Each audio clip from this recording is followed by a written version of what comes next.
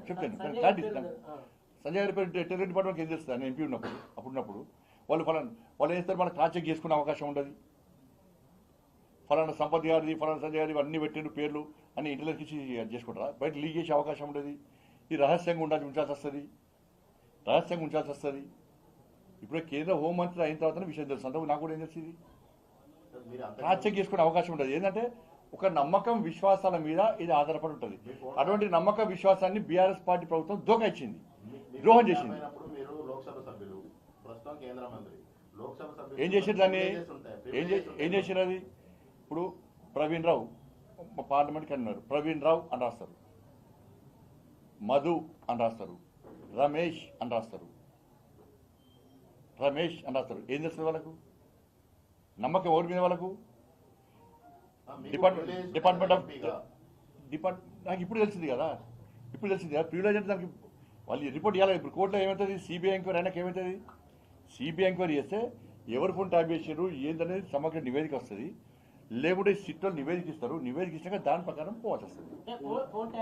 మాకు నిన్న క్లియర్గా డీటెయిల్ రిపోర్ట్ చూపెట్టారు వాళ్ళు. ఇంకా మీరు నమ్మరు, ఇద్దరు ఇక పేర్లు చెప్పదు కానీ ఇద్దరు నాయకుల అంచెలకు సంబంధించి మాట్లాడుకున్న వాయిస్ రికార్డ్ కూడా ఉన్నది. వాళ్ళు ఢిల్లీ కాలే అది. అంటే వీళ్ళకి ఎంత నీచులు వీళ్ళు ఈ 24 గంటలకు అదే పనిగా అది పెట్టుకొని చిన్నపిల్లలు పాటంటారు కదా, వాళ్ళకి ఇదే పని. ఆ ప్రణీత్ రావంటోనికి ఈ రాధాకృష్ణకి అదే పనిగా, వేరే పని లేదు. ఇక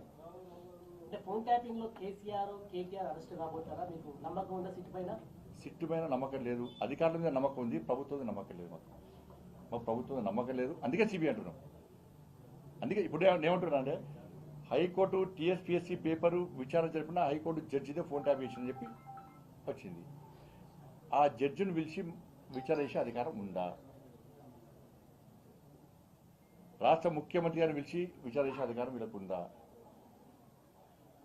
లేనప్పుడు విచారణలో కూడా టైంపాస్.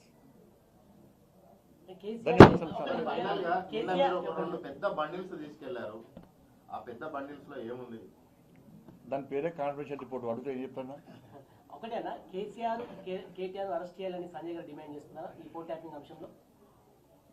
విచారణ త్వరితగతిన చేయాలి, మీతో కాదు, సిబిఐకి ఇవ్వండి.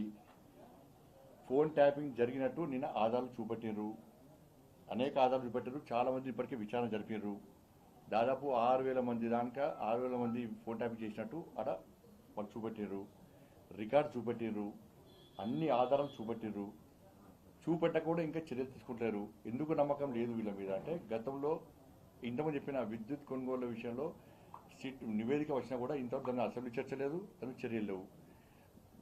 ఫార్ములా ఈ కేసు సంబంధించి కూడా కోర్టు డైరెక్షన్ ఉన్నప్పుడు కూడా కనీసం ఇంతవరకు అరెస్ట్ లేదు, నాకు చర్యలు లేవు. ఇట్లా అనేక కేసులు ఉన్నాయి కాబట్టి వాటి మీద ఎలాంటి చర్యలు తీసుకుంటలేదు. కాబట్టి వెంటనే సిబిఐకి ఇస్తే సిబిఐ త్వరితగతిన విచారణ జరుగుతుంది, చర్యలు తీసుకోవాలని చెప్పి డిమాండ్ చేస్తుంది.